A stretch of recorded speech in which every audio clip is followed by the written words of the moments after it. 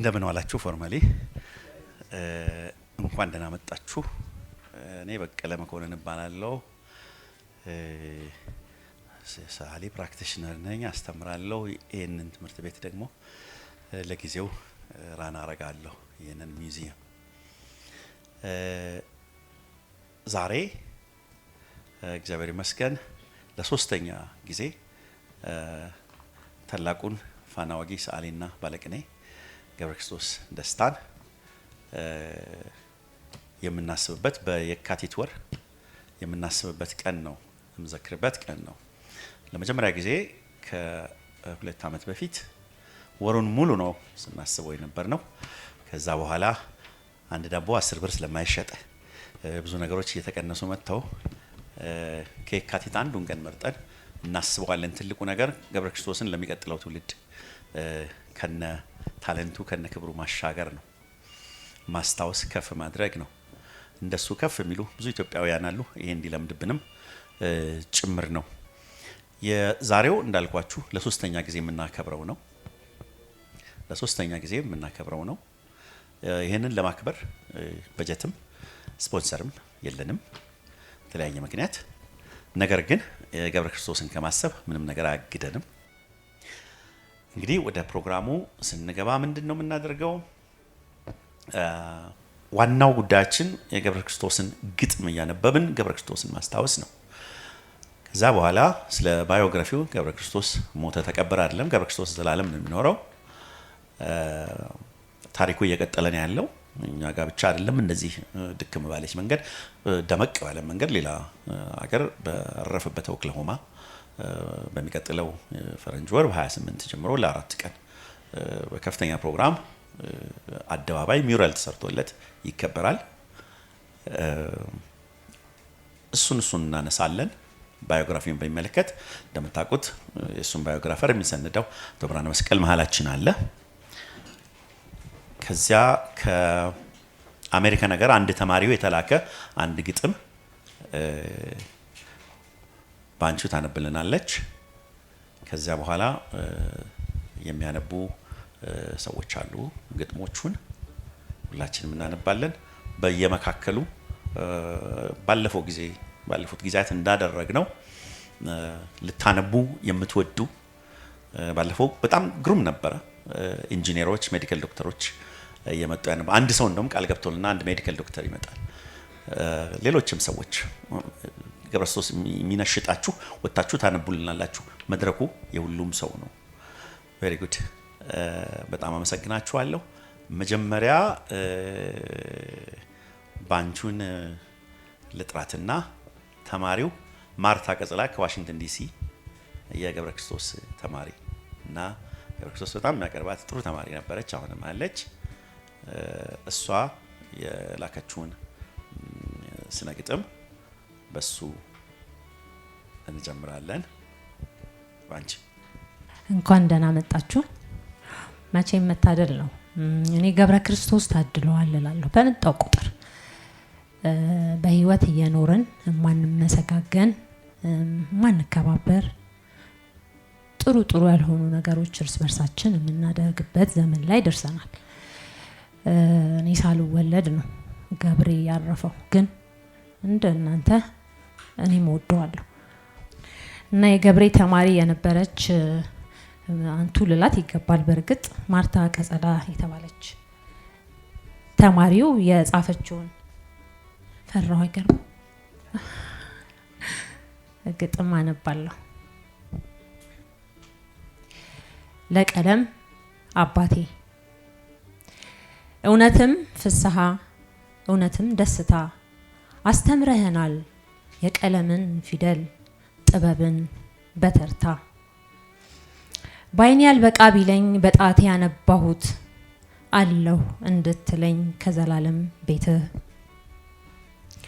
የቀለም አባት የቀለም ጀግና ቀረህ አሉ በኦክላሆማ የቀለም ህብር ያለው ለዛ ይታየኛል ሰሌዳው ውህደቱ አውታሩ ቅንብሩ ግጥሞችህም እንዲሁ አንተ አልሞትህም ታዛቢ ያለ ዘላለምም ትኖራለህ ደስታ አንተ ነህ ሌላ መተኪያ የሌለ እንዲያም ሆኖ ሞትህን መጪውን ትውልድ ወክለሃል። ጣቶችህን ዘርግተሃል። የከበበህ አፈር እርጩኝ እርጩኝ ይላል። የሰው ፍቅር የመላብህ የሁሉ ጓደኛ ነበር። ያንን ሙያ የተሸከምክ ውለታህ ለኛ ብዙ ነው፣ ምንጊዜም የማንከፍለው።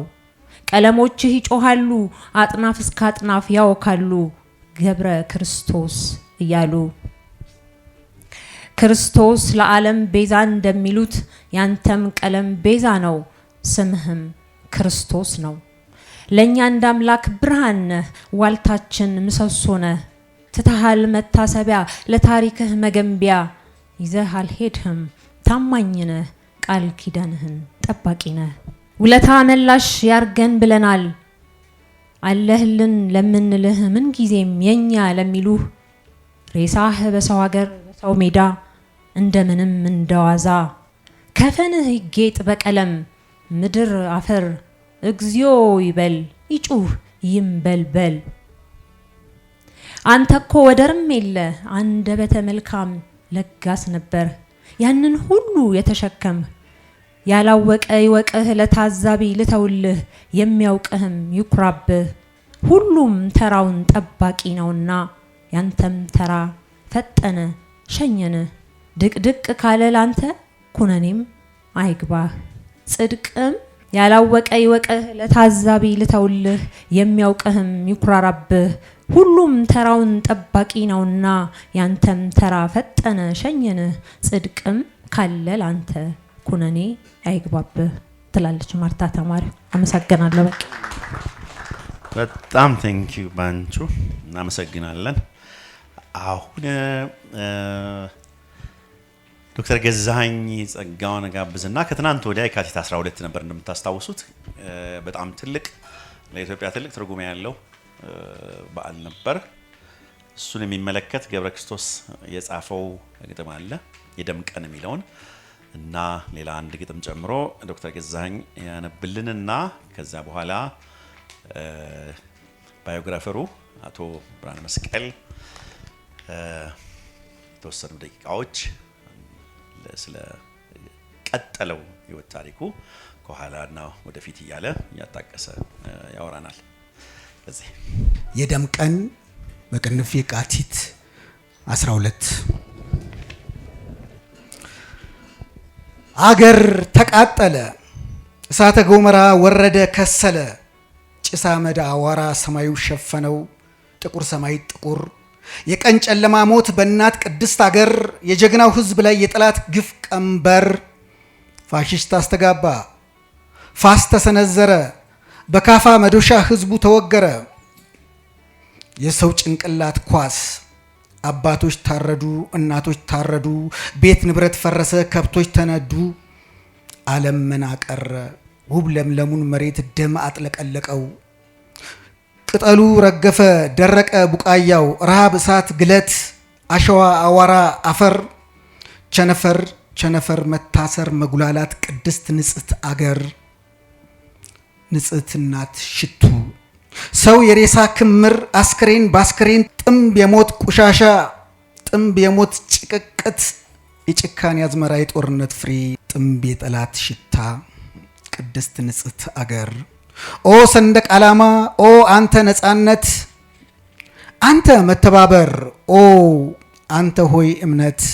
በዚች መሬት አድጎ በዚች መሬት ሞቶ ግፍን ተቋቁሞ ጠላትን መክቶ ለዓላማው በእምነቱ ራሱን ሰውቶ ሰው ያድጋል፣ ሰው ትልቅ ሰው ይሆናል ታሪክ። ሌት ይነጋል ሊመሽ፣ ዘመን ሲፈራረቅ ትውልድ ይለወጣል። ይህ መሬት ቅዱስ ነው፣ ይህ መሬት አድባር ነው። የአባቶች ውቃቤ አለ ያንዣብባል። ጀግናው ልጅ ለጠላት ፊቱን አይመልስም። ሞት ይቀዘቅዛል ደም ሲረጋ ፈሶ። ግን ምንድን ነው ሕይወት? ነፃነት ለቆመ ጉልበት ተጨርሶ። ዘመን ያልፋል ዘመን፣ ህሊና ይወቅሳል እምነት ሲያወላውል። ኃላፊነት ከባድ፣ የአገር ንጽህና ውሃ መች ይደፈርሳል። ጠላት በወንዛችን እንዴት ይታጠባል? የድል ድል ድል ድል ነው። ተነሱ ዘምሩ እናንተ የተኛችሁ መች ሞታችሁና። ይናገራል ቆሞ ስራችሁ ያውና። ተነሱ ዘምሩ እዩት ልጆቻችሁ በሰማይ ሲበሩ፣ እዩት የፈረሰው ተከቦ ተሰርቶ፣ እዩት ዕውቀት በርቶ፣ እዩት አገራችሁ የሺህ ዓመት ጎዳና፣ እዩት ሄዳ ዘልቃ፣ እዩት ብልጽግና፣ እዩት አገራችሁ ኮከብ ስታበራ፣ የባህር አበባ የአፍሪቃ ላይ ጮራ፣ ብርቅ ሉል ወርቅ አልማዝ እናት አገር ገነት፣ እንግዲህ ምሽግ ነው ተራራው አገሬ፣ ወዮ ጠላት ነገ ወዮ ጠላት ዛሬ፣ የጀግናው ልጅ አጥንት የተከሰከሰው ምሽግ ነው አጋሙ ተዋጋ ቆንጥሩ ቧጠጠ፣ የተሰነጠቀ መሬት ጠላት ዋጠ፣ ዝናቡም ዘነመ የደሙን ጭንቅቅት፣ ጎርፍ አጠበው ነጣ ሄደ ውሃ ይዞት፣ ቡቃያው አሸተ ቦምብ የገነጠለው ዛፍ አኮተኮተ፣ ፀሐይ በራ ወጣ አንድ አካል አንድ ህዝብ፣ ኦ ሰንደቅ ዓላማ ኦ ሀያል ነጻነት፣ ኦ ሰንደቅ ዓላማ ኦ ሀያል ነጻነት። ገብረ ክርስቶስ ደስታ ነው። ክቡራንና ክቡራት እንግዶች እንኳን ለዛሬው ገብረ ክርስቶስ ደስታ ዕለት ያደረሰን። በዚሁ ታሪካዊ ዕለትም በዚች የዝክር መድረክ ስለ ሰዓሊና ባለቅኔው ገብረ ክርስቶስ ደስታ የህይወት ዝክረ ታሪክ ጥቂት እንዳወሳ ይህን እድል ሰጠኝ የዘመናዊ ስነ ጥበብ ቤተ መዘክር ገብረ ክርስቶስ ደስታ ማዕከል እና ለዳይሬክተሩ ለሰዓሊ ቀራጺ ፕሮፌሰር በቀለ መኮንን የከበረ ምስጋና አቀርባለሁ። ክቡራትና ክቡራት የገብረ ክርስቶስ ደስታ ወዳጆች፣ የገብረ ክርስቶስ ደስታ ለእኔ የትውልድ ድልድይ ነው። ገብረ ክርስቶስ ደስታ ከኔ እድሜ ቀደምት የነበረው የአዲሲቱ ኢትዮጵያ መሰረተ ለዋጮች ማለትም የዘመናዊ ፍልስፍና፣ የስነ ጽሁፍ፣ የስነ ጥበባት እና ስነ ፖለቲክ የመሰረተ ለዋጭ አንጋፋ ምሁራንና ጠበብት መሃል አንዱና ወካይ ተምሳሌ ሲሆን በእኔና በመሰል እድሜ ኩዮቼ ህሊና የአዲሱን ስልጣኔ መንፈስና የጥበባት ራዕይ የቆሰቆሰና አጥብቆ የቆራኘ አንዱ አርአያ ሰብ ነበረ። ክቡራንና ክቡራት የገብረ ክርስቶስ ደስታ ወዳጆች፣ ያ ሀገሬ ታቦት ነው መቅደስ የሃይማኖት ዘመን የፈተነው በጠበል በጸሎት ገነት ነው ሀገሬ አድባር ነው ሀገሬ እያለ በተጥለቀለቀ ፍቅሩ በበኩሌ ከኢትዮጵያዊ ፈላስፋና የሙዚቃ ሊቅ ከማህሌታ ያሬድ ዝማሬ መስዋዕቶች እንዳንድ ወደረኛ ናጥበን ብላት ካያሌ ፍልስፍናዊ ግጥሞቹ ብርቅ በሆነችው ሀገሬ በምትለው ሀገር ሙሉ እንጉርጉሮ ኢትዮጵያን በነፍሱ በአካሉ ተዋህዶ ሲገልጻት የነበረ ገብረ ክርስቶስ የኢትዮጵያን ዘርፈ ብዙ የህይወት ገጽታ መልክዓ ምድሯንና አድማሳቷን ሁሉ በቀለም ህብር እንደ አደይ አበባ በብሩሹ የጥበብ ምታት ሲከስታት የኖረውና ካያሌ ስዕሎቹም በጎልጎታው አጀብ ያሰኘን ገብረ ክርስቶስ እጅጉን ተገዶ በመስከረም ወር 1971 ከሀገሩ አምባ ርቆና ራርቆ በመጪው መጋቢት 21 ቀን 2018 ዓ.ም ልክ የዛሬ 45 ዓመት የህይወት ጎልጎታውን በባዕድ ምድር በአሜሪካ የኦክላሃማ ግዛት በተወለደ በ49 ዓመቱ ይፈጸማት። ግብዓተ መሬቱም እዚያው የተደመደመው ገብረ ክርስቶስ ደስታ በአጸደ ህይወት ቢኖር ኖሮ ዛሬ የ94 ዓመት አዛውንት የጥበብ ሰው ነበር። ክቡራንና ክቡራት የገብረ ክርስቶስ ደስታ ወዳጆች፣ ያ ህብራዊ ገጽታ የነበረው ሰዓሊ፣ የተዋጣለት ብዕረኛና ባለቅኔ፣ የግጥም ተዋናይ፣ አርአያ መምህር፣ የተከበረ ዲስኩረኛ፣ የቀደምቱ የኢትዮጵያ ጋዜጦች ጽሑፍ አበርካች፣ የእውቅ ቲያትሮች የመድረክ ገጾች ሰዓሊና አዘጋጅ፣ የመጀመሪያው የኢትዮጵያ ቋንቋዎች መርሃ ልሳን አባል፣ የቀደምቱ የኢትዮጵያ የቁንጅና ውድድሮች ስዩም ዳኛ፣ አፍቃሪ ሙዚቃና የአንዳንድ ምርጥ ዚቀኞች የዜማ ግጥሞች ለጋሽ፣ የአትላንቲከኛ ስፖርት ሰው፣ የአካል ብቃቱን ገንቢና የዩኒቨርሲቲ ኮሌጅ የእግር ኳስ ተጫዋች፣ ጨዋታ አዋቂ አይጠገብ የገብረ ክርስቶስ ደስታ እነሆ ዛሬ ሕያው ሆኖ በ3ኛው ዓመት የካቲት ወርሃ ገብረ ክርስቶስ መታሰቢያው አጠራራን። እንኳንም ደግሞ አገናኛኝን ደግሞም እንዲያገናኛኝን እመኛለሁ። ክቡራን እንግዶች፣ ከዚህ መታሰቢያ ቤቱ ተቋም ዳይሬክተር ከፕሮፌሰር በቀለ መኮንን እንደተረዳ ነው በመጪው መጋቢት 21 ቀን 2018 ዓ.ም ወይ ማርች 28 48ኛ ዓመት ዕለተ ሞቱን በማሰብ ሀገሬ ብሎ ዘምሮላት ባልጠገባት ኢትዮጵያና በስደት በቆየባት በመጨረሻም አጽሙ እስካሁን ባረፈበት ባዕድ ሀገር በአሜሪካን ሀገር በኦክላሃማና በሎተን ከተሞች ከማርች 28 እስከ ኤፕሪል 1 2026 በጋራ የሚሰናኝ ደማቅ ዝክረ ዕለታት ይኖራሉ። ለዚያ ያድርሰን። ወይንም የዝግጅቱን አውድ ከፕሮፌሰር በቀለ መኮንን በበለጠ እንደምንረዳ ተስፋ አረጋለሁ።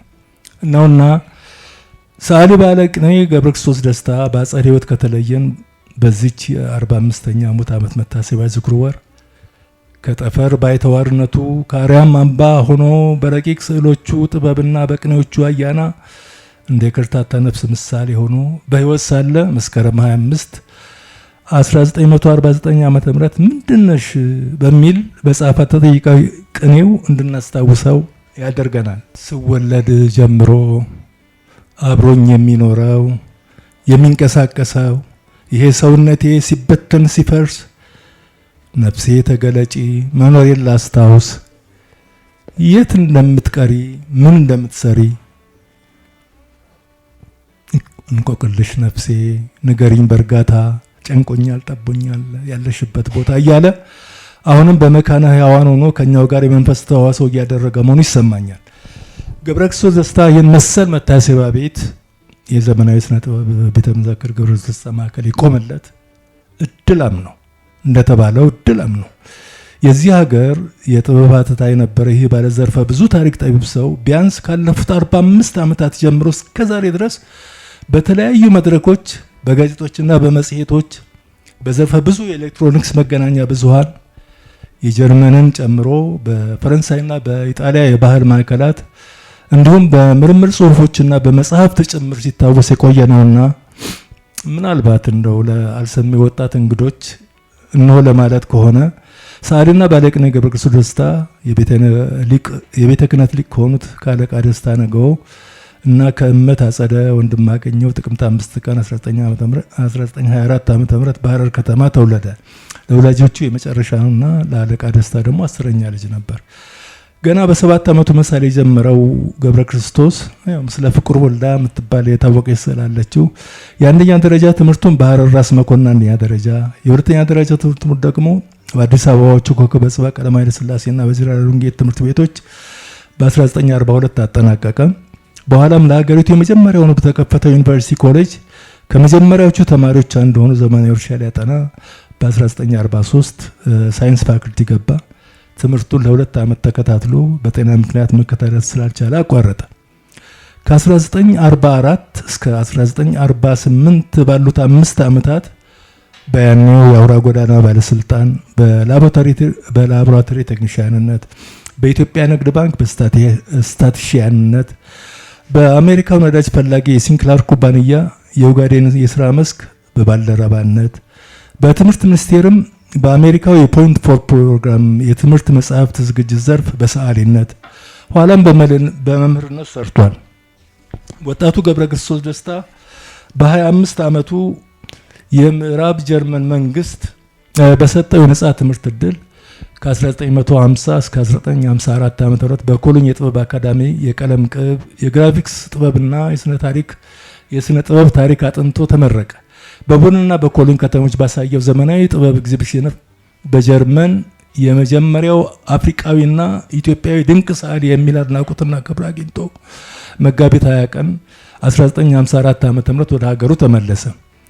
ሰዓሊና ባለቅኔ ገብረ ክርስቶስ ደስታ ወደ ሀገሩ ከተመለሰ በኋላ በኢትዮጵያ ዘመናዊ ጥበብ መድረክ ላይ በተለይ አብስትራክት የተሰኘውን ዘመናዊ የስዕል አሰራር ስልት በስፋት ከማስተዋወቅ በላይ የሀገሪቱንና የሕዝቧን ሕይወት በአመዛኙ በአጽም በሆኑ ስዕሎቹ በመግለጽ የጥበብና የዜግነት ግዴታውን በመስዋዕት ጭምር የተወጣ ታላቅ ሰው ነበር።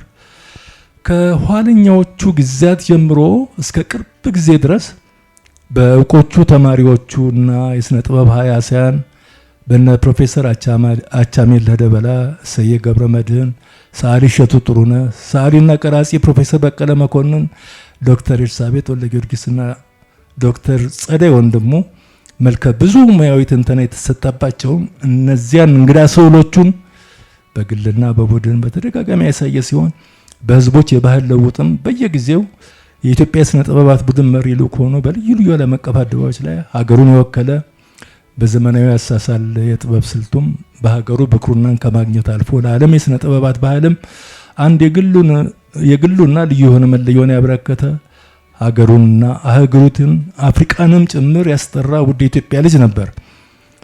ለኢትዮጵያ ዘመናዊ የስነ ጥበብ እድገት አርአያ በመሆኑ በ1958 ዓ.ም ከቀድሞው የቀዳማዊ ሥላሴ ሽልማት ድርጅት የሀገሪቱን ከፍተኛ ዓለም አቀፍ የስነ ጥበብ ሽልማት በአድናቆት የተቀበለው ሰዓሊ ገብረ ክርስቶስ ደስታ እንደ መምህርነቱም ከ1955 እስከ 1967 ዓ.ም ድረስ ለሀገሪቱ አንቱ የተሰዩና ዓለም አቀፍ እውቅና ያላቸውን ሰዓሊያን አፍርቷል። ሞዴል አርቲስትና መምህር በመሆኑም በ1963 እና በ1964 ዓ.ም ከወቅቱ የትምህርትና ስነ ጥበብ ሚኒስቴር እንዲሁም ከአዲስ አበባ ትምህርት ቤቶች ጽህፈት ቤት የዓመቱ ምርጥና ምስጉን መምህር ተብሎ ተሰይሟል። በ1969 ዓ.ም በወቅቱ ሀገር አቀፍ በነበረው የእድገት በህብረት የእውቀትና የስራ ዘመቻ ለፈጸመው ታላቅ የማስተባበር ተግባር ከዘመቻው መምሪያ የወርቅ ሜዳሊያ ተሸልሟል። ገብረ ክርስቶስ በህይወት ሳለ በልዩ ልዩ መድረኮች በሀገርና በውጭ ሀገር ጭምር ራሱ ያነበባቸው እነዚያ ውብኛ ግጥሞቹ ቅድም ሲነበብ አድምጠናል። በመጽሐፍም ተሰንዟል። የጠፈር ባይተዋር በሚል መድበል ያው ታትሞላል። ቅድም ሲነበብ አድምጠናል።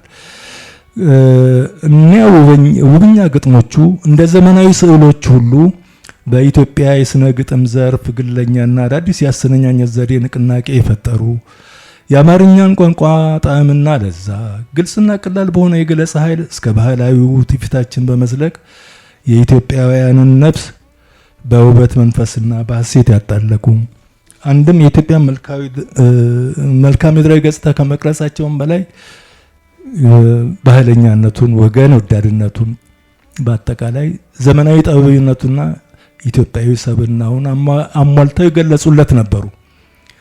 በሀገር ተዘርተው የነበሩትን እና የግጥም አዝመራዎቹን በድካም ሰብስበው እንዳቅማቸው ለትውልድ እነሆ ያሉቱ አቶ አምሃ አስፋው፣ አቶ አሰፋ ገብረ ማርያም ተሰማ፣ ደራሲውና ተርጓሚው አቶ አማረ ማሞ እና ዶክተር ፈቃድ አዘዘ መቼውንም ሊመሰገኑ ይገባል።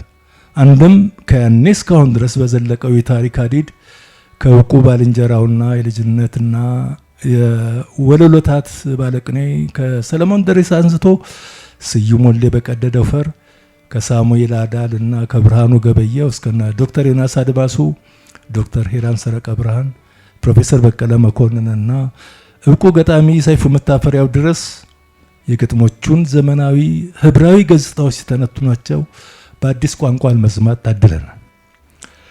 ይሁንና አገራችን ከዳር እስከ ዳር በነወጠው የ1966 ዓመተ ምህረቱ የኢትዮጵያ አብዮት ወቅት በሙያዊ ተጋድሎ ላይ ሳለ ለህይወቱ አስኪ ሁኔታ እንዳለ ሲረዳ በመስከረም 1971 የሚወዳት ሀገርን ጥሎ ወደ ኬንያ የተሰደደ ምዕራብ ጀርመን ጥቂት ቆይቶ የስደተኝነት ከለላ ባለማግኘቱ ወደ አሜሪካ ኮበለለ። በኦክላሃማ ግዛት በሎተን ከተማ መጋቢት 21 ቀን 1973 ቅድምም እንዳልኩት በ49 ዓመቱ ህይወቱ አለፈች። ግባተ መሬቱም እዚያ ሆነ።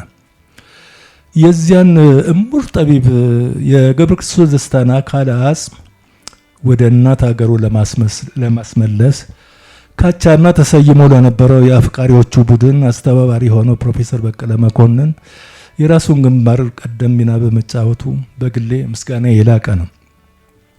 በሀገሬ ግጥሙም ሆነ ወደ ሀገር ቤት መልስ በሚለው ስዕሉ ጥልቅ ምኞቱን እንደገለጸው እስካሁን ባይሳካም ቢያንስ አምና የሎተኑን የመቃብር ስፍራውን ሙሉ ጠቢያዊ ሳብናውን ለጎብኚ ገላጭ ለማድረግ በእድሳቱ አብረው እጅጉን የደከሙት ልጅ ኃይሉ፣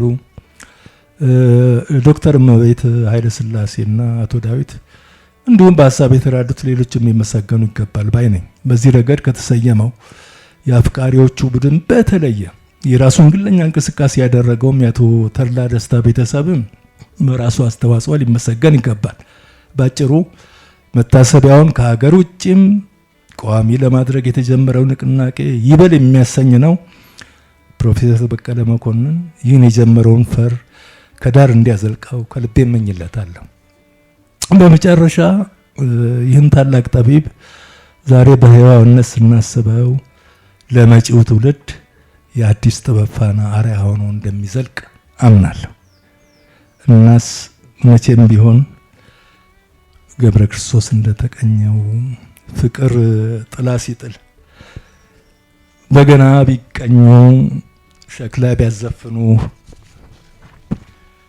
ክራር ቢጫወቱ ለሚወዱት ምን ነው ሙዚቃ ቢመቱ ቢቀኙ ቢያዘሙ ቃል ቢደረድሩ ጌጥ ውበት ቢፈጥሩ ቤት ንብረት ቢሰሩ አበባ ቢልኩ ደብዳቤ ቢልኩ ምነው ቢናፍቁ አገር ቢያቋርጡ ቢሄዱ ቢርቁ አመት ቢጠብቁ ለሚወዱት ምን ነው። ሌሎች የምታነቡ የነሸጣችሁ እንዳላችሁ በደንብ ተሰምቶኛል። እሱ እስኪደርስ ድረስ ተዘጋጁ፣ ታነባላችሁ። የሁላችንም ነው ቀኑ ብያለሁ። እኔ በጣም ወዳትና በየቀኑ ሁሌ እንደ ውዳሴ ማን ነው ስሙ ምደግማት አይነት ነገር አለች። በጣም ሴንቲሜንታል ነገር ነች። ማለቅስ ከሆነ ታቀበሉኛላችሁ ምናምን። እንደገና የሚለው ግጥሙ ነው። ይናፍቀኝ ነበር ዞሮ ዞሮ ከቤት ይላል የኛ ተረት። አቧራው ፀሐዩ ይናፍቀኝ ነበር፣ አፈሩ ጠጠሩ ይናፍቀኝ ነበር። የመንደር ጭስ ማታ ይናፍቀኝ ነበር፣ የሳር ቤት ጥቀርሻው መደቡ ምሰሶው ማገሩ ግድግዳው አጥሩና ጥሻው። የፈራረሰ ካብ ቀጭን ጠባብ መንገድ በመንደር የሚሮጥ ቅጠል የሸፈነው ሳር ያለባበሰው እነዚህ ይናፍቁኝ ነበር።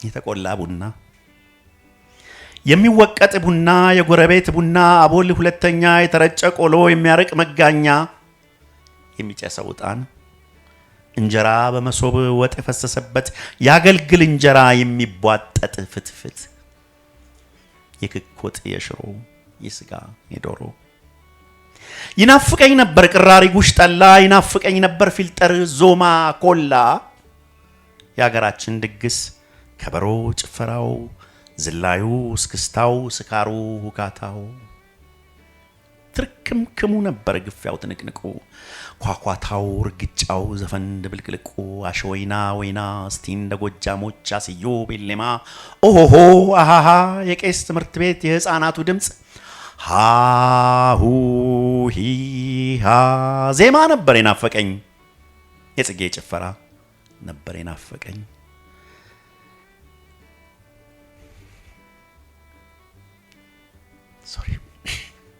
ከበሮ ጽናጽን ሆሳና ጥምቀት ፋሲካና ገና ሁዳዴና ስግደት ቡሄ ሆያ ሆዬ የእስላሞች አረፋ የኦሮሞ ሸጎዬ ቁልቢው ገብርኤል ልደታ ፍልሰታ እንቁጣጣሽ ነበር መስከረም ሲጠባ አውቆ የበቀለ ወፍ ዘራሽ አበባ ለምለም አረንጓዴ ያልተጠበቀ መስክ ከብት የሚግጥበት የደመና ግላጭ የሚጫወትበት ለምለም አረንጓዴ ያልተጠበቀ መስክ የደመና ግላጭ የሚጫወትበት ሌላም ብዙ ነበር ሌላም ደግሞ ሌላ ያገሬ ሰው ነበር እኔን ናፈቀኝ ጠይም ቆዳ ነበር እኔን ናፈቀኝ ቀይ ዳማ ነበር ጥቁር ቆዳ ነበር ቁርንጫጭ ከርዳዳ ዞማ ጠጉር ነበር ያገራችን ቋንቋ ያገሬ ሙዚቃ ያገራችን ዜማ ጥበብ እጀ ጠባብ ያገራችን ሸማ ነበር ናፍቆቴ ለሁሉም ለሁሉ ለሸዋ ለወሎ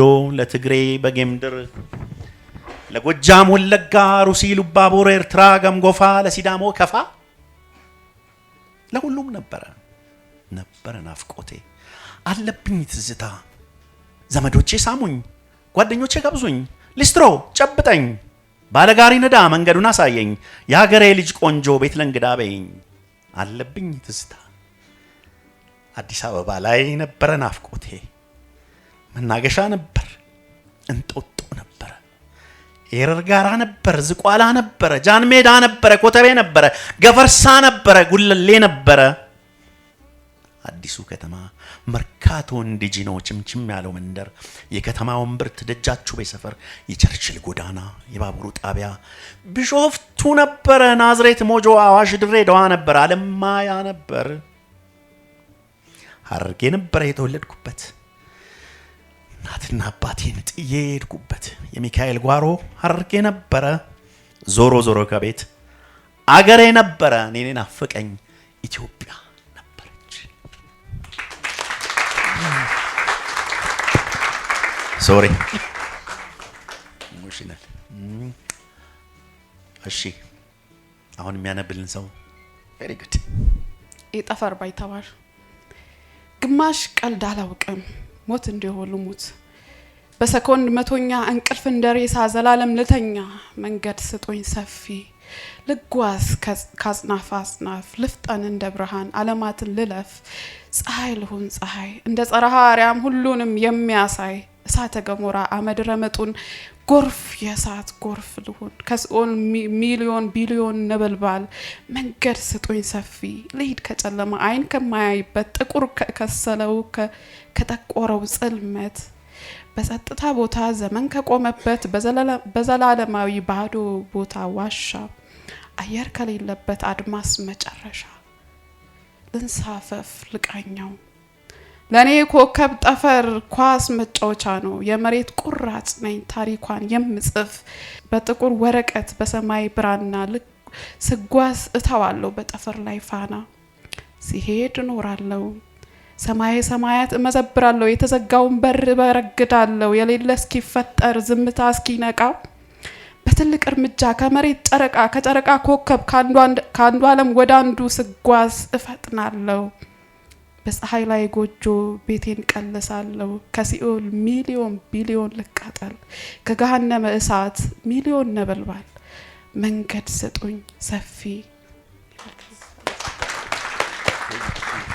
ቴሬዛን በጣም አመሰግናለሁ። በጣም መሀላችን ተማሪዎቹ፣ አድናቂዎቹ፣ ወዳጆቹ ብቻ ሳይሆኑ በስጋ የሚዛመዱትም እንግዶች አሉ። በጣም ነው የምናመሰግነው። ተራ በተራ እነሱንም እንደ ፈቃዳቸው እንጋብዛለን እሺ ካሉ። መጀመሪያ ግን በቅርብ ጊዜ ልጆቹ ሆነው ከመጡትና በዲኤንኤ ምርመራ ስጋው መሆኑ ከታወቁት እና በአካልም እሱኑ ከሚመስሉት አንዱ መስፍን የኛ መሀል አለ። መስፍን ምናልባት የባህር ቅርድዶችን ይወደዋል። እስቲ ውጣና አንብብልን። እንደምን አላችሁ? እግዚአብሔር ስም የተመሰገነ ይሁን። እንግዲህ እግዚአብሔር ደግሞ አመትን ቆጥሮ በቸርነቱ እንድንገናኝ ሆኗል። ክብር ለሱ ይሁን። እንግዲህ አባታችን ያው በሁለት ነገር እየታወሰ ይኖራል። እቺ ምድር እስካለች ድረስ እንደ ጨርቅ ተጠቅልላ እስከምትሄድ ድረስ በሁለት ነገር እየታወሰ ይኖራል። አንደኛው በሸራ ላይ ወጥሮ በቀለም ተጫውቶ ቅድም ታችን በኩል ይረጭ ነበር የሚለው ነገር እንደዛ ሪፍሌክት አድርጎ ዓለምን የገሃዱን ዓለም ነጸብራቅ አሳይቶ ባለፈበት በስራዎቹ ሲታወስ ይኖራል። ሁለተኛ ከአብራኩ በወጡ ልጆቹ ሲታወስ ይኖራል ማለት ነው። እንግዲህ እግዚአብሔር ያው በቸርነት በራሱ አድርጎ በቤተሰቦቻችንም ፍቃድ በዲኤንኤ በተደረገው ማረጋገጫ ለዚህ በቅተናል። ያው የባህር ቅርድዶችን እንግዲህ ዛሬ እንደተባለው አነባለሁኝ። ይወደዋል። በዛ ውስጥ በጣም ልክ ቅድም ይረጩ የነበሩ ነገሮች በባህር ውስጥ ይንጸባረቁ የነበሩ ነገሮችን አያለውና የባህር ቅርድዶች የሚሽቀዳደሙት የባህር ቅርድዶች ወደ አሸዋው መጡ። የፀሐዩን ጮራ ይዘው እየሮጡ ይርመሰመሳሉ፣ ይረባረባሉ፣ ይብረቀረቃሉ።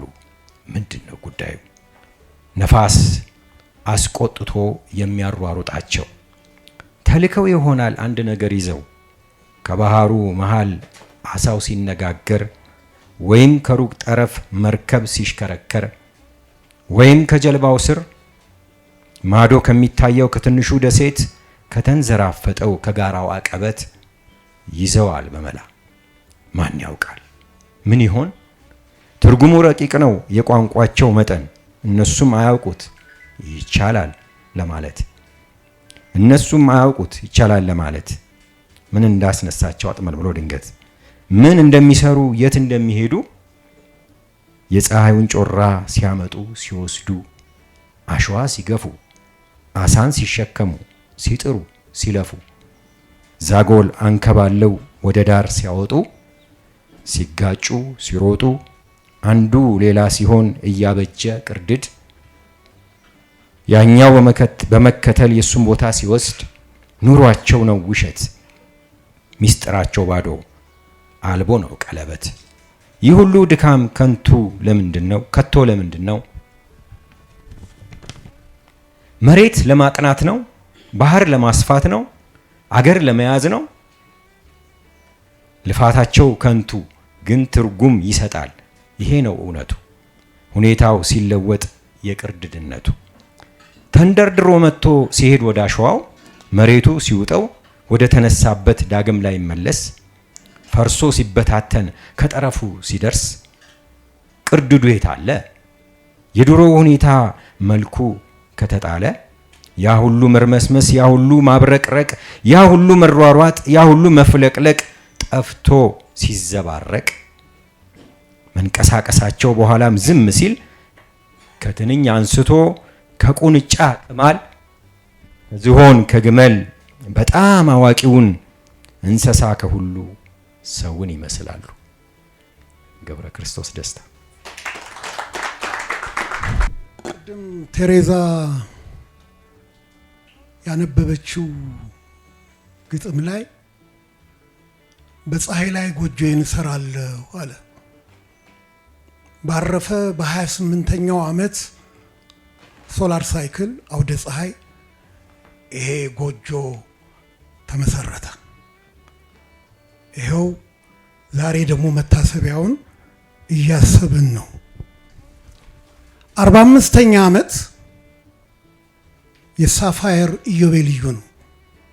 በእኛ ሰንፔር እንለዋለን፣ ቀይ እንቁ። ታማኝነትና እውነት የቅንነት የጥበብና የክብር ምልክት ተደርጎ የሚወሰድ ነው። ጠቢብ የሐውር በእግረ ጥበብ፣ ጥበበኛ በጥበብ እግር ይመላለሳል እንዲሉ በጥበብ እግር ነበር የተመላለሰው። አሁንም እየተመላለሰ ነው ያለው። ሕያው ሆኖ ነው የምናየው። ጂኬ 1969 ማዘጋጃ ቤት ያኔ ሃይ ስኩል እያለን ነበር የጎበኘ ነው። ስዕሎቹን ከሌሎች ጋር አንድ ላይ የመጀመሪያ እይታ እሱ ነው። ግጥሞቹን በተመለከተ ደግሞ ድሮ አባባ አለቃ ያሬድ ሊቀ ሊቃውንት አለው አሁንም ሲያሳየኝ ነበረ። ለአባቴ የሚል ግጥም አለው። እሱ እዛ በእጁ የጻፈው የገለበጠው እንግዲህ በስቴንስል የተባዛ ላይ አግኝቶት ይሆናል። ስለዚህ አሁን ወዴት ሊሄድ ነው? ወደ አሜሪካ ነው የሚሄደው። ይሄ እንጉርጉሮ ይላል። ያጎቴ ልጅ እህቴ ገነት ዘኪሮስ ከ44 ዓመት በፊት እሱ ያረፈ ጊዜ የጻፈችው እንጉርጉሮ ነበር። አምና ታተመ። በዚህ መስከረም ሲብት ላከችልኝ።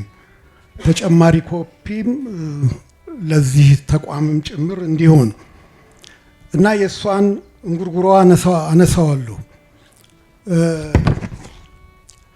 የገብረ ክርስቶስ ያክስቱ ልጅ ሙላቷ ኃይለ ሥላሴ ሙሊ እቴጌ መነን ትምህርት ቤት የልጅነት ጓደኛዬ ነበረች። እንደ አውሮፓ አቆጣጠር 1961 እና 1962 አካባቢ ከሙሊ ጋር በምሳ ሰዓት ከቢሮ ስንወጣም አንዳንድ ጊዜ ገብረ ክርስቶስ ቤት እየሄድን ምሳችንን በልተን ወደ የቢሮአችን እንመለስ ነበር። ገብረ ክርስቶስን የዛን ያህል ነው የማውቀው። ለማንኛቸውም የገብረ ክርስቶስን ሞት ስሰማ በጣም ደነገጥኩ። በተጨማሪ ገብረ ክርስቶስን ያህል ሰው ያ ሁሉ ሀበሻ ባለበት ዓለም ኦክላሃማ የሚገኝ የካቶሊክ ቤተክርስቲያን ምዕመናን አስታማው ኦክላሃማ ተቀበረ። ከነከነኝ፣ ሁኔታው አሳዘነኝ እና የሚቀጥለውን ግጥም ለመጻፍ አነሳሳኝ። ይሄው ነው። ቀደም ሲል ያረፈችው ታናሽ እህቴ አዜባ ዘኪሮስ ሰዓሊም ነች። ይሄንን ግጥም እንደጻፍኩኝ ለምን አታሳትሚውም እያለች በየጊዜው ታሳስበኝ ነበር። ይሄው ዛሬ ተሳካልኝ። ክብሩ ይስፋ የማርያም ልጅ። በቁም ጽሕፈት ነው፣ ጎላ ጎላ ያለ ነው። የህይወት ታሪኩን ባጭር ጽፋለች። እሱን ልለፈውና እንጉርጉሮ እሳተ ገሞራ ገና ሳያቅራራ ማድፍ ሳይተኮስ ህዝብ ሳይጠራ ሳይደበላለቅ የዳሽን ተራራ አባይ ሳይደፈርስ ውሃው እንደጠራ የማይሞት ሰው ሞተ ያልሆነ ተሰራ። ፀሐይ ደም ሳትለብስ ጨረቃ ሳትጠፋ እምቢልታው ጥሩምባው አንዱም ሳይነፋ ኮከብ ሰማዩ ላይ ጠብ ጠብ እንዳለ ነበልባል ነጎድጓድ መብረቁ ሴት አለ።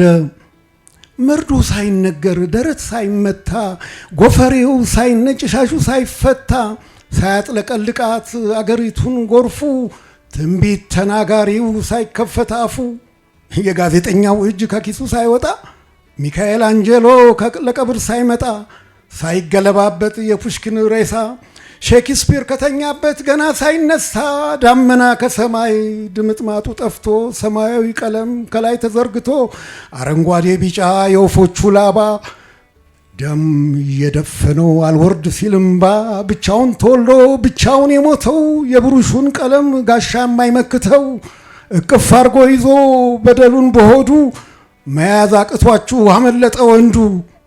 እሰይ የምስራች እንኳን ደስ ያላችሁ ገና አሁን ከኢትዮጵያ ጀግና ወጣላችሁ። ፀሐይ ቤት ወጥታ ቤት በኩል ገባች ጠልቃ ለመቅረት እሰይ የምስራች። የሚሞት መሰላቸው ፑሽኪንን ቢቀብሩት ታሪክ ቀሰቀሰው ላልሰማ ንገሩት። ራሻኖች ኢትዮጵያ ባሪያ ነው አሉና የፑሽኪንን አያት ከአረብ ላይ ገዙና ቤተ መንግስታቸው ወስደው ቢያሳድጉት የልጅ ልጅ አፈራ ቢወዱት ባይወዱት። ከነዚህ ልጆች ውስጥ አንድ ጀግና ወጣ አሌክሳንደር ፑሽኪን ስሙ በጋዜጣ ይመሰገን ጀመር በዓለም ላይ በሙሉ። እሰይ የምስራች የምስራች በሉ። የራሻን ነገስታት አንዱንም ሳይፈራ በየወረቀቱ አንበሳው ሲያጓራ መትረየስ የያዘው እርሳስ አስፈርትቶት ወረቀት ኢላማው የሚተኩስ ጠፍቶት ፑሽኪን እየራበው ጠቡን እያደረ ግጥሙን በሜትር እየደረደረ እየለካ ቢሸጥ ሲያሾፍ በሰው ላይ በሞት ይሻለኛል ይሄንን ከማይ ይልና ንጉሱ የራሻኖች መሪ ፑሽኪን ላይ ይልካል ብዙ አመራማሪ። አሌክሳንደር ፑሽኪን ሳይመቸው ሞተ ተኳሽ ሽንጡን አፎቱ ከተተ ሞቶም ይናገራል አለና ንጉሱ የተኛው ሳይሰማ ቅበሩት ገስግሱ። አሽከሮቹን ወዲያው ላካቸው ፑሽኪን ቤት ሌሊት ቀስ ብሎ ሳይሰማ ጎረቤት በድብቅ ቀበሩት የቀለሙን ጌታ የዛር ኒኮላስ ቤት ደመቀ በልልታ። የራሻ ነገስታት እንኳን ደስ ያላችሁ አሌክሳንደር ፑሽኪን ተቀበረላችሁ። ጥንትም ኢትዮጵያዊ መገዛት አይወድም አሌክሳንደር ፑሽኪን በወድም በግድም ይፈነቅልና መቃብሩን ከፍቶ ተጽንሶ ተገኘ ሌላ ማህፀን ገብቶ። ገብረ ክርስቶስ አሉት ፑሽኪንን እናቱ የተወሰው ስም ነው ፑሽኪን ምን አባቱ። ሁለቴ ተወለደ የሚለው መጽሐፉ ይሄው ነው ትርጉሙ ከእንግዲህ አትልፉ። እሰይ የምስራች ጀግና ተወለደ ፑሽኪን ራሻን ጠልቶ ሐረርን ወደደ። በረዶ አያድርስ ሳይበርድ ያለው የሐረርን ሙቀት ወንዱ መቻጣው። ብርቱካን ትሩንጎ ገሽጣ በየአይነቱ ሲበቅሉ በረሃ ሳይኮተኩቱ። ምን በወጣኝ ብሎ ይቀመጥ ራሻ በትራክተር ቢቆፈር እንኳን በመዶሻ። በረዶ አያበቅልም ሎሚና መንደሪን። እሰይ የምስራች አሌክሳንደር ፑሽኪን። አለቃ ደስታ ደስ ይበልዎት በጣም ፑሽኪን ካሁን ወዲህ ከደጃፉ አይወጣም ብለን ነበር እኛስ ገብተን በማናቀው። ደም የሚጠጣውን ፈጣሪ መረጠው። ያላወቁ አለቁ በስማም በሉ አባቴ ይውጣ ካገራችን። መች ደማችንን ብቻ ደቀቃ አጥንታችን። የለመዴው ደሞ የለመዴው ሰላም ወሎ ቢቸግረው። የለመደው ደሞ የለመደው ቀይ ሽብር ነጭ ሽብር አንድ ነው ትርጉሙ። የተንቆረቆሩ አንድ አይነት ነው ደሙ። ወይ ዛሬ ህዝባችን ስደተኛ ሆነ፣ በረሃብ በደዌ ስማችን ገነነ። እንዳልኮራን ሁሉ በማንነታችን እንዲህ በያገሩ ሊደፋ አንገታችን። ውሃ ሰማያዊ እያለ የሚገጥመው ብሩሽና ቀለም ይዞ የሚያናግረው ክፉ የማይወጣው ክፉ የማያስበው ገብረ ክርስቶስ ደስታ የኢትዮጵያችን ልጅ ነው። ገብረ ክርስቶስ ደስታ አሌክሳንደር ፑሽኪን ማን ነው የተጎዳው? ማን ነው ያለህ ምስኪን? ምስኪንስ ሞያህን የናቀው ህዝብ ነው። ይቅርታ አድርግለት ይቅርታ ያዋቂ ነው። ኦክላሃማ ብትሞት ዛሬ ምን አለበት? ትወለድ የለም ወይ በየደረስክበት? ሁሉም አገርህ ነው ከአውሮፓ አሜሪካ፣ ከጃፓን ፊሊፒንስ፣ ከራሻ እስከ አፍሪካ። ያላንጸባረቀ በስዕል በቀለም ዓለም ላይ ቢፈለግ አንድ ቦታ የለም። ሰዓሊው በሞተበት ወቅት ዋሽንግተን ዲሲ አካባቢ ጋዜጣ የሚባል ነገር ስሙም አይታወቅም ነበር። ለአጭር ጊዜ ነጋሪት ተብሎ የተሰየመ ጋዜጣ ከመነሳቱ በመቅረቱ አሳዘነን። እንደ ዛሬው ከፋም ለማም የሬዲዮ ጣቢያዎች አልነበሩንም። የቴሌቪዥን ነገርም አይነሳም። መካከላችን ቴሌቪዥን አይደለም ትንሹንም ነገር ለማከናወን የሚያሰላስል ሰው ነበር ለማለት ያዳግተኛል። ስለዚህ አሜሪካ ያለው አበሻ ተኝቶ ገብረ ክርስቶስ ደስታ ኦክላሃማ ሞቶ የትኛው ጋዜጣ መቼ ተቋቋመው? ፑሽኪን ሞተ ብሎ መርዶ ሊነግረን ነው። አሜሪካ ያለው አበሻ ተኝቶ ፑሽኪን በድጋሚ ኦክላሃማ ሞቶ የቱ ራዲዮ ጣቢያ መቼ የተከፈተው? ርቦት ነው? አሞት ነው? እንዴት ነው የሞተው? አሜሪካ ያለው አበሻ ተኝቶ ሚካኤል አንጀሎ በድጋሚ ሞቶ የቱ ቴሌቪዥን ጣቢያው ሴት አለ? በድብቅ ቅበሩት ወንዱን ልጅ ምን አለ? እንግዲህ ሀገር ሰው ተነስ ይበቃሃል፣ 3000 ዓመት እንቅልፍ ምን ያደርግልሃል? ሌባ ሞተ ብለው በሬዲዮ ሲነግሩ፣ ብርጭቆ ሲሰበር በቲቪ ሲያወሩ፣ ጀግና ሲሞትብህ ሁሌም ስትተኛ፣ አሜሪካኖቹስ በምን አማርኛ ገብረ ክርስቶስ ሞተ ብለው ይንገሩልህ? ጎበዝ ተነሳ ወይ ብርታት ይላክልህ። በአገሩ ሰው ጠፋ ከሄደው እናውራ፣ ከአሌክሳንደር ፑሽኪን ከሰዓሊው ጋራ። ከመረብ ተነስተ ራሻ ያወረድከው ጥንት አልነበረም ወይ አንተ የተቀበርከው?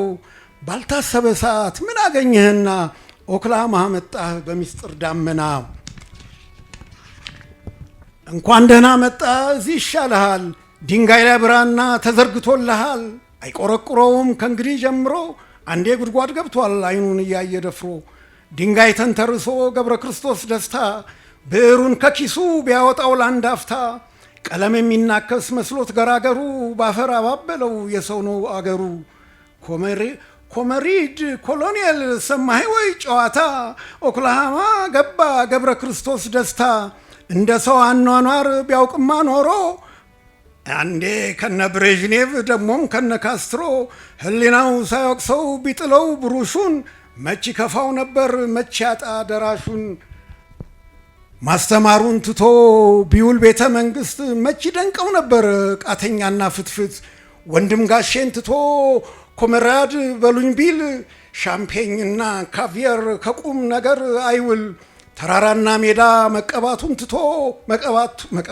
ትቶ የማንንም ስዕል በትልቅ አጉልቶ ቢለቀልቅ ኖሮ እንዳገሩ ሁሉ ወረቀቱን ትቶ ባዕድ ማባበሉ። ቢሆንለት ኖሮ መች ከፋው ነበር አገር እንደሌለው ሰው አገር ይቀበር። ቀድሞ የአገሩን ሰው ጫማ መች ሳመና፣ ባዕድን እጅንሳ ሰው አይለይምና። ቢያምንበት ነው እንጂ ቢኮራ በእውቀቱ፣ በማያስፈልግ እጅ ሳይነሳ መሞቱ። እውቀት፣ ኩራት፣ እምነት ሀቅ ቢኖርማ ማን ስም ነበረ የማንንስ ጫማ? ግድ የለም ኮመራድ ጫማ ሳም እግር ሳም፣ ብሩሽ ኦክላሃማ ወድቋል አይነሳም። ለማንሳት ብትሞክር ይሆንልሃል ወይ? የከባድ ሰው ቀለም ከባድ አይደለም ወይ? ለጠመንጃ እርጥባን አገር ትሸጣለ፣ ብሬዥኔቭ ሲዞርብህ ያኔ ትነቃለ። ባትነቃም እንዳሻል አንተም አንተ ጨንቆ፣ ያልተቆጠረ ህብ ጠፍቷል አገር ለቆ። ካልተቆጠረው አንድ ገብረ ክርስቶስ ደስታ ኦክላሃማ ሞቶ ዋሽንግተን ተፈታ። ሐውልት አናሰራ ምን በወጣን እኛ፣ ጥንት የተተከለው ቀለም አማርኛ መች ተነቃንቆ ነው ሌላ የምናሰራው? አፈርምሶ ገባ ኦክላሃማን ይድላው። እርጉዟ ትጠበቅ ኦክላሃማ ሄዶ ዘረኩሽ ተኝቶ ሊወለድ ነው ወንዱ። እሰይ የምስራች አማረ ኦክላሃማ የመምህሩን ካባ ተጎናጽፎ ግርማ። ሻንጣው ጀርመን አገር ሬሳው ኦክላሃማ ደምስሩ ሀረርጌ ቢገኝ የሚሰማ። ይቅር ጊዜ አይጥፋ ፍራሽ አታውርዱ መሬት አቀማመጥ ሊያሳየን ነው ወንዱ። ቀለሙ ውቅያኖስ ብራናው ሰማይ ብሩሹ ባህር ዛፍ አይናችን ቢያይ። አረንጓዴ ቢጫ ደም ቢለቀልቀው ህዝቡ በደስታ እንባ አጥለቀለቀው። ፊት ማነስቶን ነበር ሽምብራና ሽሮ የቆምንበት መሬት ነቃብን ዘንድሮ። የነቃውን ቀለም ሊያጠጣ በኋላ ማንን በደለና ተጣረርሳ። ሰዓሊው ተናዶ ባህር ዛፉን ጎምዶ አረንጓዴ ቢጫ ደም ቢለቀልቀው እንኳንና አዋቂ ራሱም ደነቀው። አምላክ ይቅር በለን ተለመነን ዘንድሮ እንዳወራረዱ ቢሆንማ ኖሮ ትልቁም ትንሹም በትልቅ ማሰሮ ተቀቅሎ እንደ እህል ጠፍቶ ነበር ድሮ። ሰዓሊው ተነስቶ መቃብር አንኳኩቶ አረንጓዴ ቢጫ ደም ቢለቀልቀው ተጣረርከኝ ብሎ ብሩሹን ነጠቀው። እሰይ የምስራች መድፍ ተተኮሰ ከምድር ተፈናጥቆ ሰማይ ደም ለበሰ። የእግዚአብሔሩን ጆሮ መድፍ አደንቁሮት ሰማይ ወንፊት መስሎ በሳስቶት ጥይት። ተባራሪው ጥይት መላእክቱን ሁሉ ክንፋቸውን ሰብሮት በዕለተ በዓሉ። በምን ሰረገላ ይምጣ ኦክላሃማ ጎበዝ ተኛበት አለበት ከተማ። ሬጋን ቤት ደወለ እግዜር ቢቸግረው አውሮፕላን ስጠኝ ወዳጄን ልቅበረው። የእግዚአብሔር ጥያቄ ሬጋንን ደንቆት በአንድ አረፍተ ነገር ስልኩን ዘጋበት። ምን ነው አንተ እግዚአብሔር ለምን ታሾፋለ? ወሬውን አልሰማህ ጠላት ትመስላለ። ጥይቱ አልፎ ተርፎ እኔንም ጨረሰኝ። ብትፈልግ በእግርህ ሂድ ተው አትቀስቅሰኝ። እግዚአብሔር ተናዶ ጉልበቱን አሞት ተባራሪ ጥይት እሱንም በልቶት።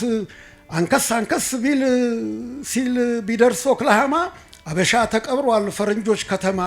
እሰይ የምስራች ሃምበርገር አላጣም መቃብር ፈንቅሎ ቢወጣም ባይወጣም። ተነሳንታ አበሻ ፈንቅልና ውጣ ድንጋዩም ቢያነሳው እግዚአብሔር በቁጣ። አበሻ አፈር በልቶ የሚነሳም የለ መልካም ነው ያገር ልጅ ጨርሰን ምናለ። ተሰባሰቡና እናውጣለት ሙሾ ጀግና ቀን አያውቅም ፈልጉት በማሾ። ብራናው አነሰው ጠጋ በሉ መሬት ላይ ሊስል ነው ጀግናው ካላመሉ። ገለል በሉ ደረት ይመታበት ገብረ ክርስቶስ ደስታ እንዲህ ካማረበት። እምባ እንዳይወጣችሁ እስቲ አንድ ጠብታ አይሞትም አይዟችሁ ገብረ ክርስቶስ ደስታ። ስሙን ዳመና ላይ በትላልቅ ጽፎ ቀለም ብራናውን ሰማይ ላይ ለጥፎ። ዓለምን አስጊጦ ሰማይን ሊቀባ ቀኑ ሳይመሽበት አገሩ ቢገባ። ማን ነው ሞተ ያለው የሄደ መች ሞተ? ለቆመው ዘኑ ለተንከራተተ። አበቃ።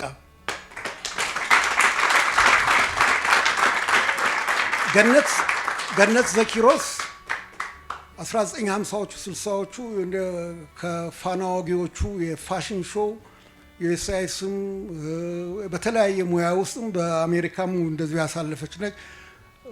ከ80 በላይ ነው እድሜዋም እዚህ ፎቶዋም ይታያል። መጨረሻ ላይ ምን አለች? ቅሬታዬ ገብረ ክርስቶስን ያህል ሰዓሊና ገጣሚ የሚሰማ ጠፍቶ ከሀገሩ ውጪ ሰው ሀገር አሜሪካ ኦክላሃማ ተቀበረ። በስሙ አዲስ አበባ ሚዚየም መክፈት አንድ ነገር ነው፣ አስክሬኑን አለመጠየቅ ሌላ። ነፍሱን ጻድቃኖች ጎን ያኖርልን። ገነት ዘኪሮስ እንኳን ደህና መጣችሁ። ያው ዝም ብዬ መሄድ አልሆነልኝም። መጨረሻ ነበር የተቀመጥኩትና ግን እንዲህ አንብቡ ተብሎ ክፍት የሚሰጥበት መድረክ ነው እንዴ ብዬ ዝም ብዬ ከመሄድ ብዬ ነውና በጣም እግዚአብሔር ይስጥህ በቄ። ይሄ መድረክ በጣም ሰፍቶ ቆንጆ ሆኖ ክብር ኖሮት እና በሰፊው እንደምናደርገው ተስፋ አደርጋለሁ። ቆንጆዎቹን ግጥሞች ስላነበባቸዋቸው ሁሉም ቆንጆ ናቸው በእርግጥ። እኔ ግን በደንብ የምወደውን የፍቅር ፍልስፍናን ለመጨረሻ አብረን እናነበዋለን ማለት ነው። የፍቅር ፍልስፍና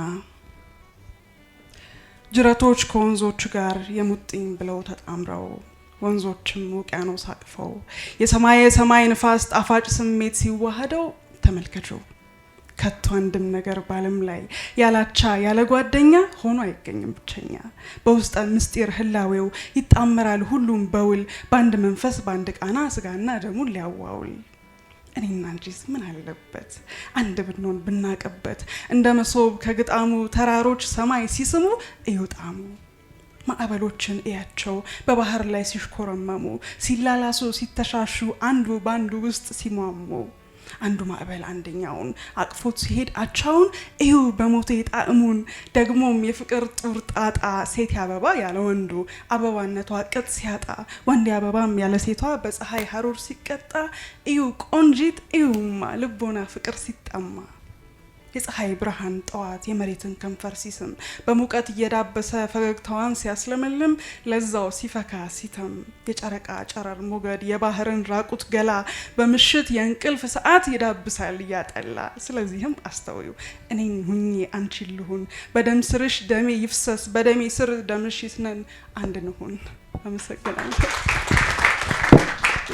ሶ ከመሄዳችን በፊት የመጨረሻ ግጥም አነብላችኋል። ግጥሙን ከማንበብ በፊት ደግሞ አንድ ሰው ባለፈው አመት የነገርኳችሁን እንደገና ካልተናገርክ ብሎ የጎተጎተኝ ስለሆነ ልድገመው መሰለኝ።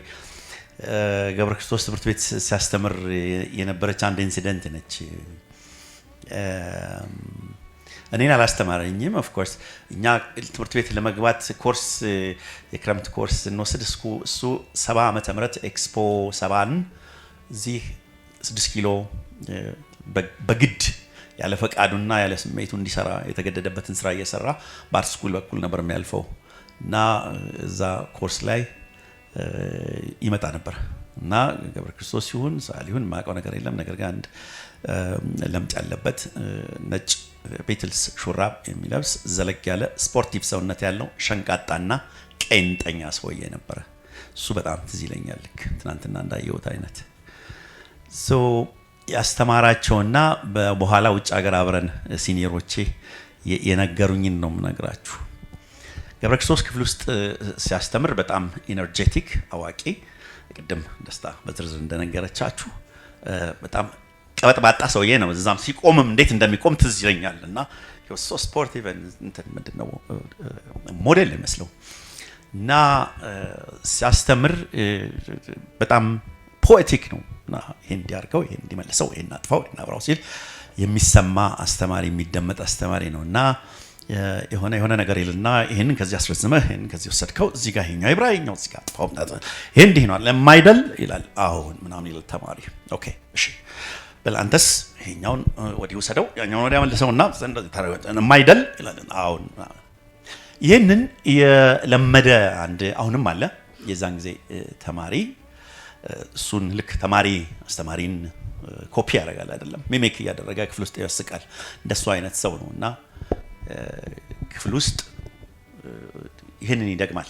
ገብረ ክርስቶስ የሚለውን ይሄ ወዲህ ወዲያ መልስ እንጂ ይሄን ወዲህ አድርገው እናንተ ረዘም አድርገው ይሄን አጥር የማይደል ይላል ክፍል ውስጥ። ገብረ ክርስቶስ ደግሞ አንድ ጠባ ያለችው አለ ሁሉም ብዙ ሰው ነው የነገረኝ ያን ጊዜ አጮልቆ ያለ ተማሪ ምን እንደሚል አጮልቆ ያለ እና አንድ ቀን አጮልቆ ያየ ሳለ ይሄ ተማሪ በሉ እንዲህ አድርገው አንተ ደግሞ ወዲህ መልስና የማይደል ሲለው ገብረ ክርስቶስ ብርግድ አድርጎ ይገባና ነው ይለዋል።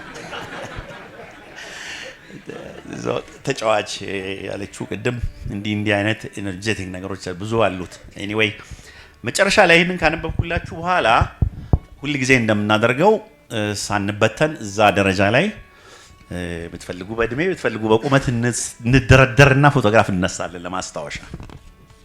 መጨረሻ ላይ ጊዜውን የሚመለከት ለዛሬ ጊዜ የሚሰራ ከጻፈው ውስጥ ለዚህ ላለንበት ሰዓት የሚሰራ እንደ ምክርም ሊሆን የሚችል አይነት ነገር ላምብላችሁ። ከእንደገና ቀጥሎ በጣም ወደው ደም ነው ሰው ሲሸነፍ ይላል። ማሸነፍ ምንድነው? የምኞት አዝመራ፣ የደስታ መከር፣ የታጨደ ጣጣ፣ የተወቃ ችግር፣ የሞተ መከራ፣ የሚነድ እሳት ነው ተዳፍኖ የበራ፣ እያደር ጠፊ ነው እያደር ቀሪ ነው ሲቆይ ይሰለቻል ዋጋው ይቀንሳል። ሁል ጊዜ በማግኘት ዞትር በማሸነፍ ዞትር በመመከት በመግዛት በመቅጣት ደስታ አይገኝም። ሌላ ይፈልጋል የሰው ልብ አይጠግብም። ለጥቅሙ የሚያስብ የተስገበገበ መንገዱን የማያቅ ግቡ የጠበበ ስስታም ይሆናል። ለፍቶ ጥሮ ግሮ ሲያጋጥመው እድል እረፍት አያገኝም።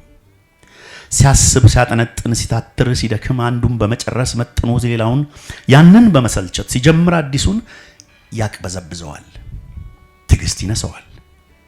ትንሽ መሰናክል እሾህ መንገዱ ላይ የኑሮ ህመም ነው የህይወቱ ስቃይ።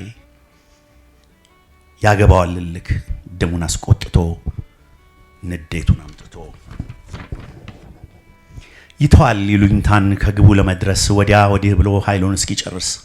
በመሸነፍም ነው ሰው ደስታ ያለው በመተው በመርሳት በመልቀቅ በማጣት በመሸሽ በመፍራት ወደፊት ከመሄድ አውቆ በማፈግፈግ ከማሰብ ለብዙ ጥቂት በመፈለግ በማነስ ከማደግ በመጣል ከማንሳት በመስጠት ከመውሰድ በማልቀስ ከመሳቅ በመቅረት ከመሄድ ከመውጣት ከመውረድ ከመልበስ መታረዝ ከማምለጥ በመያዝ ክብርን ለመጠበቅ ደፍሮ ከመናገር አንገትን ማቀርቀር በመዋረድና በችግር ተጎድቶ በመውደቅ ተገፍቶ በመናቅ ተጠልቶ በሐዘን በድካም በህማም ባርምሞ አግኝቶ በመክሰር በመሻር ተሾሞ ያውቃል ማ መሆኑን ይረዳል አቅሙን።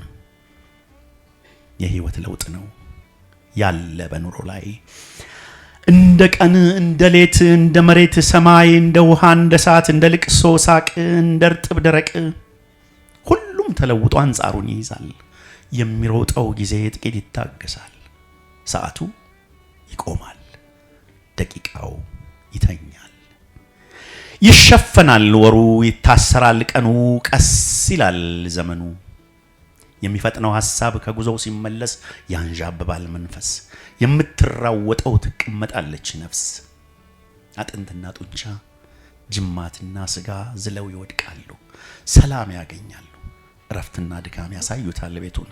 ይተኛል እንቅልፉን ሲያውቀው አሸነፉን። የመጨረሻው መጨረሻ እነዚህን ሰዎች ጉልበታቸውን ጊዜያቸውን የሰጡትን እንደገና ላመስግናቸው ፍቀዱልኝ። እንዳልኳችሁ ገንዘብም ስፖንሰርም የለንም። እነዚህ ሰዎች ናቸው የዛሬውን ፕሮግራም የረዱን። የጀርመን ባህል ማዕከል አለ፣ ቢዝነስና ፋይናንስ ኮሌጅ አስተዳደር እዚህ ግቢ ውስጥ፣ ሸገር 102.1 ኤፍኤም ሬዲዮ፣ አቶ ብርሃኑ ድጋፌ ለዛ ፕሮግራም አዘጋጅ፣ ድምፃዊ ዳዊት ጽጌ ይችን ለመሰለች ጥርት ያለች ድምፅ፣ አርትስ ቲቪ ቅድም እንዳልኩት ሀሌታ እዚህ ፊት ያለው ይድነቃቸው፣ ዝማሪያም፣ ሙላዳም፣ ቴዲ፣ አለም ፀሐይ ይሄ ክሩ ነው ዛሬ ቀኑን ቀን ያደረገው። እናንተ እዚህ ጊዜያችሁን አጥፍታችሁ አሁንም ገና እንደሚቀጥል አይነት በንቃትና በፍቅር ቁጭ ያላችሁትን እጅግ በጣም በገብረ ክርስቶስና በሙዚየሙ ስም በአዲስ አበባ ዩኒቨርሲቲ ስም በጣም አመሰግናለሁ። እግዚአብሔር ይስጥልኝ።